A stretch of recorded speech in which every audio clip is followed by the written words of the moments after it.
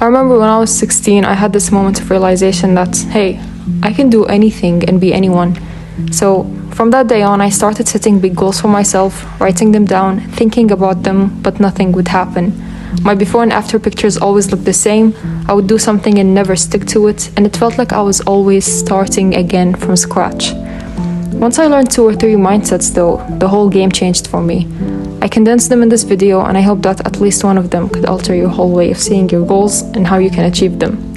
So this is what I would tell 16-year-old me who was ambitious, had high expectations, big goals, but didn't seem to go anywhere with them. If you're ambitious but lazy and feel bad about being lazy about it, instead of seeing it as a bad thing, consider it to be a good thing, because not many people have this internal compass. They can play 12 plus hours of video games, eat junk food all day, every day, 7 days a week, and not feel a hint of guilt. So consider it to be a good thing, but not a useful thing. It's simply an indicator, something telling you that it wants more. Listen to that frustration. I say this because in my senior year, I was so burnt out and decided to just give up on studying. So I slept all day, scrolled 6+ hours a day, did minimum studying, did projects like last minute just to get things go by. And then 2 to 3 weeks before my final exams, I burst all my energy into studying and got an almost full score in all my subjects. It was just an itch I had to scratch. I couldn't just let my grades drop. So this was a lesson for me that this isn't going anywhere and I have to deal with it. If you're ambitious, your goals are going to be so high up, they detach from reality, which makes them harder to reach. The bigger the goal, the more detached from reality it's going to be, the harder it is to execute. Let me fix this. Okay.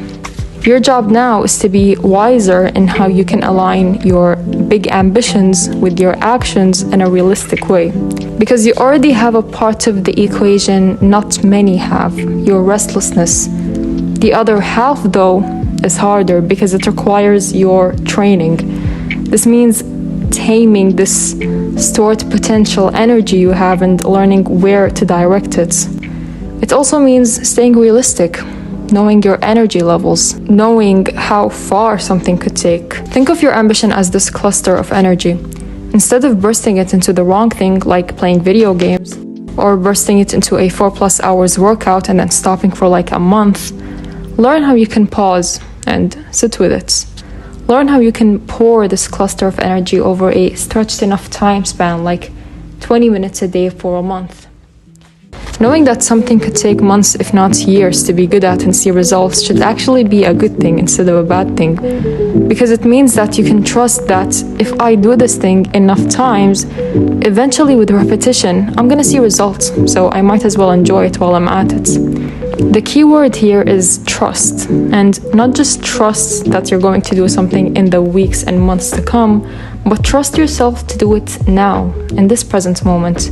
Because if you do the small things that don't seem to matter now with care and patience, you can trust yourself to do them with the same care and attention any other time. This is what it means to be fully present.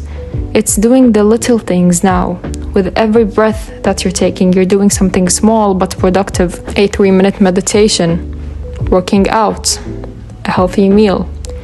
The very fact that you're doing these things now is you building that trust with yourself. So every time you do something like reading or stretching or meditating, throw these thoughts that plant this uneasy feeling like, what's the point of doing this if I'm not going to stay consistent anyway, out the window, and remind yourself that, hey, the very fact that I'm doing these things now is me building that trust with myself. And the better I do these things now, the more I can trust myself to do them with the same effort any other time. Every time you invest yourself wholeheartedly in the present moment, you strengthen that trust with yourself. So once you set your big goal and just let go of the results, you can just wake up and execute, knowing and trusting well enough what this action is going to lead to eventually.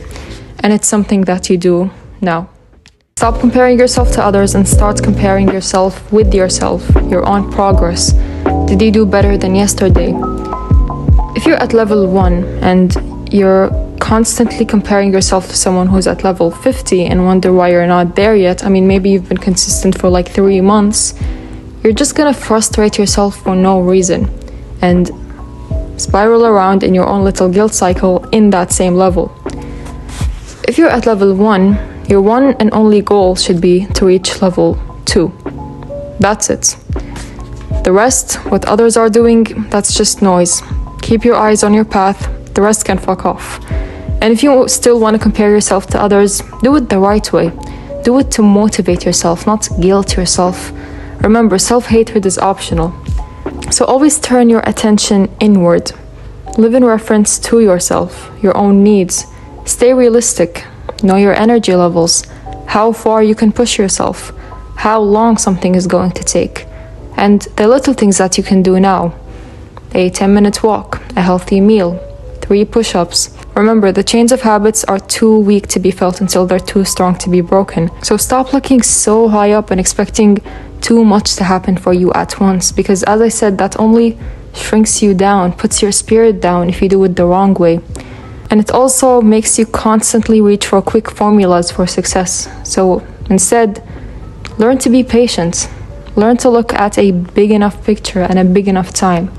We learn through positive reinforcements. If you're ambitious, you're gonna have big goals. And big goals take time to see results. So give yourself that positive reinforcement by telling yourself that whatever I'm doing now is good for me, no matter how small, even if it's like brushing your teeth for 2 extra minutes or sweeping a floor. Associate these small tasks with a feeling of enjoyment, that this is good for me, that these small daily tasks deserve your creativity and care.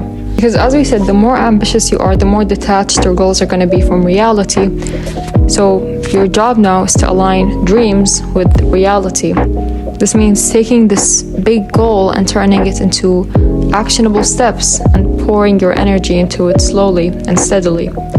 So here's a rule that allows you to stay grounded in reality. It's like a gravity mechanism that always pulls you down to earth. Stick to it and you'll be fine, no matter how fucked up everything around you is.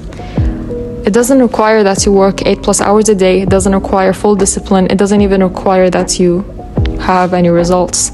All it asks you is to do the bare minimum and never skip a day. Build your baseline level slowly, keep track of that baseline over time, and always build on it. Refer to it and nothing else. The first blank is doing small wins. They're the doorway to every task. The second one is doing the uncomfortable thing. And the last one is doing the painful thing every now and then. This is where you push yourself past your limits to see where your limit lies. But always start from the left. The problem with people who are ambitious is that they always aim to do it perfectly. The perfect complex routine every single day. The painful thing every single day, until they're burnt out, knocked off to their own little guilt spiral. So get over your tendency to strive for a perfect day, obsessing over complex, flawless routines, and learn to be realistic. Remember, out of all the 3, your mission is small wins. This is where your eyes should always be, because they're what allows you to move to the next level and then the next one. The perfect spot, though, would be staying in the middle, not pushing yourself to burnout, but doing it with enough friction that it instills the energy necessary to move on to the next level. But always start small. Once you set a consistent baseline level, move to higher levels, but never forget where you started from. Because otherwise you might fall in the trap of always wanting more, wanting to be the best. Because no matter how hard you try, there will always be someone better than you, so you might as well stick to your own journey. Reinforce your habits by counting small wins. To me, I think counting your small wins is like an energy propeller that moves you forward, because it feels good to be proud of yourself. Even if you did like 2 extra push-ups, you might think, hey, the next day I want to do like 3 extra push-ups. So every now and then, note the things you slightly got better at. This is like you giving yourself that support, carrying yourself towards your goals. Because I feel like oftentimes people forget that they're the ones that have to be there to push themselves forward when they need it, to give themselves that comfort when they need it, or support, or whatever it is. So be the one who's always there for you. Be your own critic, but be the person who is proud of you, otherwise no one will. Be your own critic because oftentimes self-love comes from the sacred place of reason, cold truth, and things you don't often want to hear. And the same thing applies here. If you don't tell yourself the things you don't want to hear, no one will. But also be proud of yourself, because if you don't, again, no one will. Nobody cares that you did like 2 extra push-ups. At the end of the day, you're the only person that you have and will ever have, so why not take care of that person? Don't start all over again because you missed a day or didn't go exactly how you planned. Instead, if I want to make a habit a part of my daily routine, let's say reading, I would write the habit down, and then next to it, I would write the bare minimum that if I do, I can tick this box. So let's say reading, next to it, I would write 1 page. But say I want to push myself further and I do a 7 days challenge where I read for 2 hours a day. If I didn't complete the challenge on a given day, to indicate that I didn't read for 2 hours, I would cross the words. But I would still tick the box if I read 1 page or for 30 minutes, for example. After all, the challenge is just there to push me forward. After all, the challenge is just there to push me past my comfort zone. So draw a distinct line between getting it done, even if it's not perfect, even if you read 1 page, and setting a high standard routine that's just there to push you. One benefits you in the long run. For example, 5 minutes of studying piles up to hours of work, and the other is just there to push you past your limits. Think of it like an energy drink. It's just there to give you a quick boost. So say I, for example, failed the 7 days challenge of reading for 2 hours a day for 7 days. Even if I did fail the 7 days, it could still help me push myself forward. For example, I might be reading for an extra 30 minutes now because on my way trying to reach the 2 hours mark, I set a new baseline, if that makes sense. So don't get upset if you missed 1 day. Stretch your perspective over the weeks and months. The long game is going to be in your favor, not this 1 day. The rule I mentioned earlier helps you stay grounded in reality. It helps you become aware of what's in front of you, the things that are in your control. It's like a gravity mechanism that pulls you away from guilt, daydreaming, the need for a perfect routine, and it reminds you that you're a human. So live 1 day at a time. Be realistic in what you can do each day. Enjoy the things that you do each day, and be patient. Remember to enjoy the journey and appreciate the person walking the path along the way.